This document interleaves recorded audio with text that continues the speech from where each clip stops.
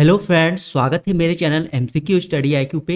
और आज के वीडियो में हम लोग करने वाले हैं क्लास 12 फिजिक्स का चैप्टर नंबर 4 का इम्पॉर्टेंट प्रीवियस ईयर्स क्वेश्चन। बच्चों, जितने भी क्वेश्चंस लिए हैं वो सारे इम्पॉर्टेंट और नए क्वेश्चंस लिए हैं। यानी अगर आप 2025 में एग्जाम दोगे, 2026 में एग्जाम दोगे, तो बच्चों 2024 तक का क्वेश्चन इसमें लिया हुआ है। तो टोटल इंपॉर्टेंट क्वेश्चंस है।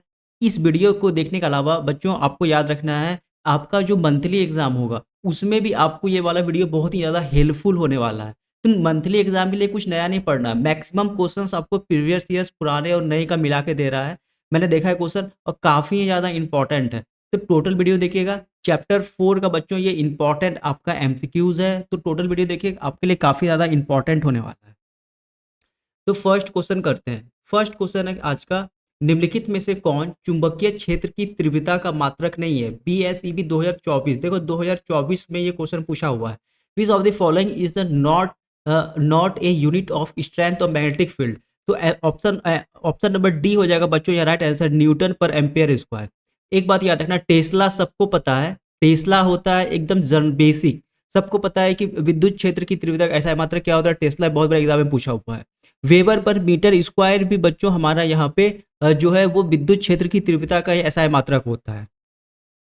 ओके, उसके बाद न्यूटन पर एम्पियर मीटर, ये भी जो है हमारा विद्युत क्षेत्र की तीव्रता का ऐसा मात्रक होता है। तो ये तीनों आपको याद रखना है। बाद बाकी न्यूटन पर एम्पियर स्क्वायर ये विद्युत क्षेत्र की तीव्रता का ऐसा मात्रक नहीं होता है। तो ये इंपॉर्टेंट क्वेश्चन है। हो सकता है आपको लगातार रिपीट कर दे 25 में भी या 26 में, ये सब क्वेश्चन आने का चांस रहता है। सेकंड करते, धारावाही वृत्तीय कुंडली के केंद्र पर उत्पन्न चुंबकीय क्षेत्र रहता है। पीएसईबी 2024। तो ये पूछ रहा है कि magnetic field produce at A centre of current carrying conductor. तो देखो होता क्या है ना, ये सब है आपका डेरिवेशन। डेरिवेशन से कहीं जो उसका रिजल्ट है, फाइनल रिजल्ट, वो आपको याद रखना है। जो डेरिवेशन आपको कहीं नहीं पूछा है, लेकिन उसका फाइनल रिजल्ट में जितने जितने चीज आते हैं वो सब टॉपिक आपको याद रखना है। कोई भी अगर आप रेफरेंस बुक खरीदे हैं तो वहाँ पे आपको ये सब चीज़ एकदम काला में लिखा हुआ मिल जाएगा, एकदम बोल्ड करके लिखता है।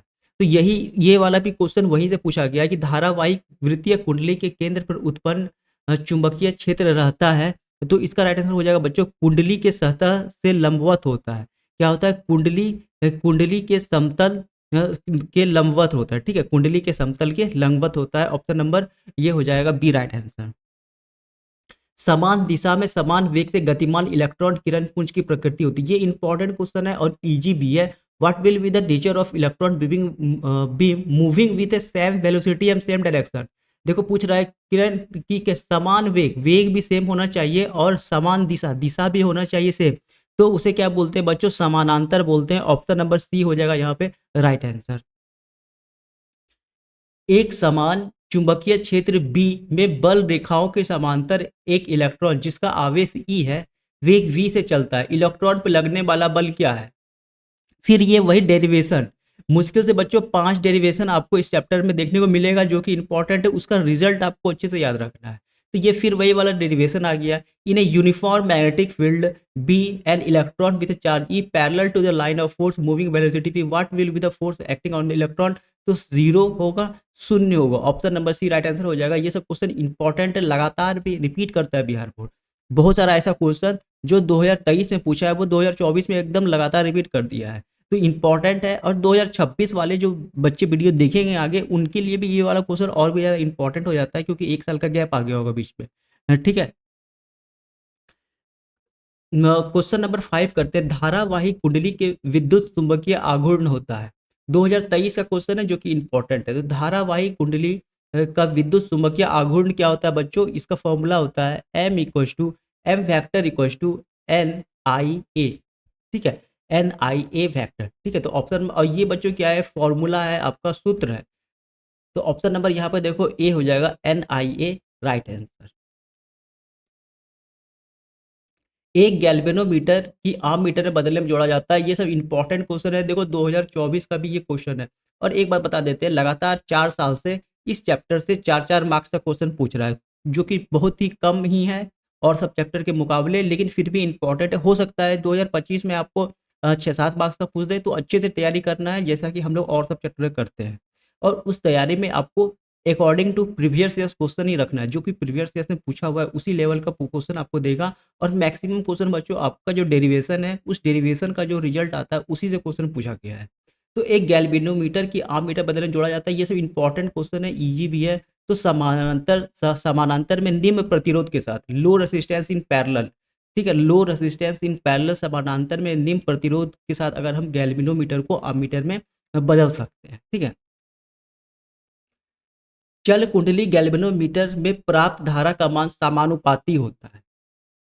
चल कुंडली गैल्वेनोमीटर में प्राप्त समान धारा समानुपाती होता है। The value of current obtained by moving galvanometer is proportional to, तो विक्षेप यानी थीटा के बराबर, विक्षेप यानी थीटा हो जाएगा राइट आंसर यहाँ पे। जब जब किसी आमीटर को शंट किया जाता है तब परिपथ की कुल प्रतिरोध होता है। When an ammeter is shunted the total resistance of A circuit. जब किसी आमीटर को शंट किया जाता है तब परिपथ की कुल प्रतिरोध क्या होता है। तो याद रखना बच्चों, वहां पर जो आपका कुल प्रतिरोध होता है परिपथ की, वो आपका क्या होगा, घटता है। ऑप्शन नंबर बी हो जाएगा यहाँ पे क्या हमारा राइट आंसर, ठीक है। ऑप्शन नंबर बी हो जाएगा राइट आंसर, 2023 का ये क्वेश्चन है। निम्नलिखित में से कौन गैल्वेनोमीटर नियतांक के लिए कौन सही है। निम्नलिखित में से कौन गैल्वेनोमीटर नियतांक के लिए कौन सा सही है, 2002 का क्वेश्चन है। तो गैल्वेनोमीटर नियतांक के लिए, गैल्वेनोमीटर कांस्टेंट के लिए फॉर्मूला है ये। तो फॉर्मूला के लिए बच्चों हो जाएगा C/NAB। ऑप्शन नंबर ए हो जाएगा यहाँ राइट आंसर। चुंबकीय क्षेत्र की बीमा क्या होती है, आपको डायरेक्ट आंसर याद रखना है क्योंकि इंपॉर्टेंट है ये। चुंबकीय क्षेत्र की बीमा होती है पर करंट आई का इनवर्स ML0 T⁻², ठीक है। एक ऑप्शन ये सही होता है क्योंकि ए में ये वाला था, तो आई इनवर्स ML0 T⁻², ये होता है बच्चों मैग्नेटिक चुंबकीय क्षेत्र यानी मैग्नेटिक फील्ड का डायमेंशन बीमा होता है। आम मीटर का प्रतिरोध होता है, तो आम मीटर का प्रतिरोध बहुत ही कम होना चाहिए। अगर यहाँ पे आदर्श आम मीटर लगा दे कि आदर्श आम मीटर का प्रतिरोध, तब वहाँ पे एकदम शून्य होना चाहिए। देखो ये बच्चों यहाँ पे कम भी दिया है, बहुत कम, तो आपको बहुत कम में टिक मारना है, ठीक है। और BSAB 2020 में ये क्वेश्चन एग्जाम में पूछा हुआ है। आदर्श, देखो आदर्श आम मीटर का पूछा है वहाँ पे, तो आदर्श आम मीटर का क्या होता है, शून्य होता है।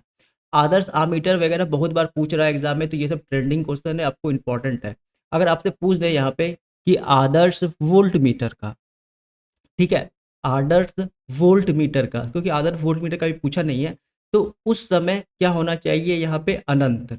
आदर्श वोल्ट मीटर का प्रतिरोध क्या होना चाहिए बच्चों, अनंत होना चाहिए। तो उस समय के लिए आपको वोल्ट मीटर के लिए याद रख लेना है, यहाँ पे वोल्ट मीटर के लिए अनंत होता है।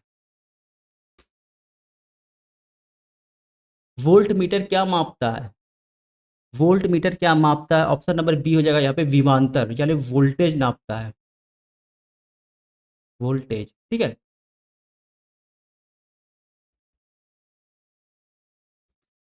5 टेस्ला चुंबकीय क्षेत्र बराबर होता है।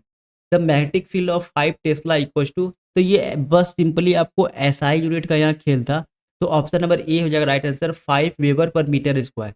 5 वेबर पर मीटर स्क्वायर, ये जो है बच्चों मापता है। अभी बताए थे कि टेस्ला और वेबर ये सब किसका SI यूनिट, फर्स्ट क्वेश्चन में ही आप जाके देखना, ये वाला भी SI यूनिट जो है यहाँ पे हम आपको दिखा दे रहे हैं फर्स्ट क्वेश्चन निकाल करके।